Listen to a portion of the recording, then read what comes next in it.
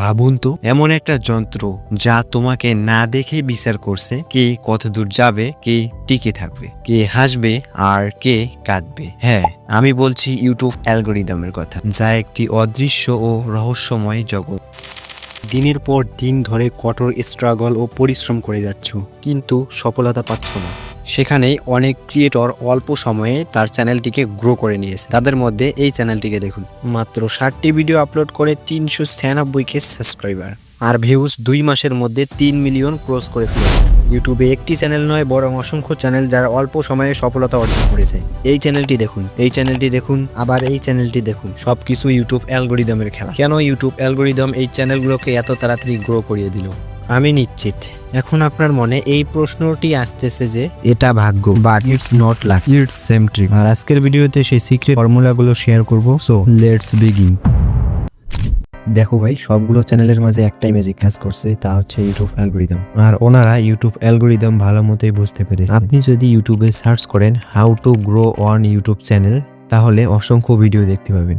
সব ভিডিওতেই বলা হয়েছে টাইটেল ভালো দাও, ডেসক্রিপশন ভালো দাও, ট্যাগ ভালো দাও, সিটিআর বাড়াও। তারা মূল যেটা বিষয় সেটা কখনোই বলে না, সেটা হলো ইউটিউব অ্যালগরিদম।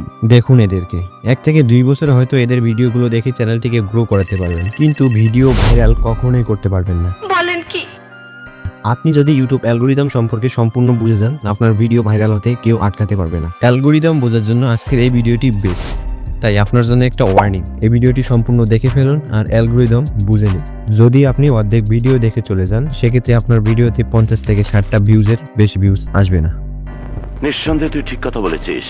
ইউটিউব অ্যালগরিদম 2টি ডেটা কালেক্ট করে, একটি হচ্ছে ক্রিয়েটরের ডেটা, আরেকটি হচ্ছে অডিয়েন্সের ডেটা।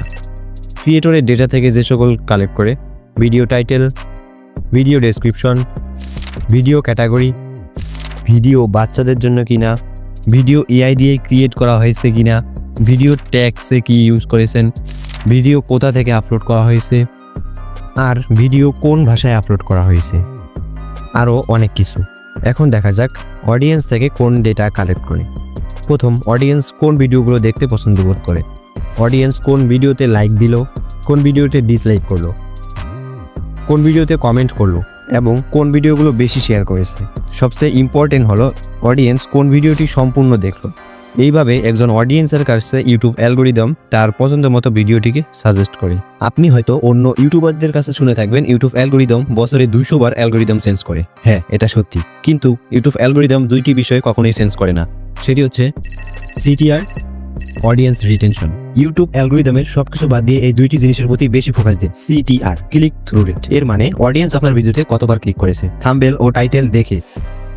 হ্যাঁ, আপনি ইউটিউবে ভিডিও আপলোড করলেন, সেই ভিডিওটিকে ইউটিউব প্রথমত 100 জনের কাছে সাজেস্ট করলো, আর ক্লিক করলো 10 জন, এবং 10টা ভিউ আপনার হয়ে গেল। এতে আপনার ক্লিক থ্রু রেট দাঁড়াবে 10%। আবারও সেই ভিডিওটিকে 1000 জনের কাছে সাজেস্ট করলো এবং ক্লিক করে দেখলো 35 জন। এতে আপনার সিটিআর দাঁড়ালো 3.5%। টোটাল ইমপ্রেশন দাঁড়াবে 1000 + 100 = 1100। আপনার ভিউ হবে 10 + 35 = 45। সিটিআর বের করার সহজ টেকনিক হলো CTR = view divided impression into 100 = 45 divided 1000 into 100 = 4%। তাহলে এই ভিডিওটি সিটিআর দাঁড়ালো 4% এবং একই সময় অন্য একটি ভিডিও আপলোড করা হলো যার সিটিআর 10%। তো আপনি বলুন কোন ভিডিওটি ইউটিউব সাজেস্ট করবে এবং ভাইরাল করবে? অবভিয়াসলি 10%। আই হোপ বুঝতে পেরেছেন সিটিআর কিভাবে কাজ করে। আপনি এখন প্রশ্ন করতে পারেন একটা ভিডিওকে ভাইরাল করতে গেলে কত সিটিআর দরকার? এটা নির্দিষ্ট কোনো অ্যানসার নেই, তবে আমার রিসার্চ ও অভিজ্ঞতা থেকে বলতে পারি একটা নতুন চ্যানেলের সিটিআর 4% থেকে 10% হয়ে থাকে। তাই আপনি আপনার ভিডিওকে ভাইরাল করতে হলে আপনার সিটিআর 10% প্লাস থাকতে হবে। এখন অডিয়েন্স রিটেনশন, এটি খুবই গুরুত্বপূর্ণ এবং খুবই ইম্পর্টেন্ট। অডিয়েন্স রিটেনশন, ধরুন আপনার ভিডিওর মোট দৈর্ঘ্য 6 মিনিট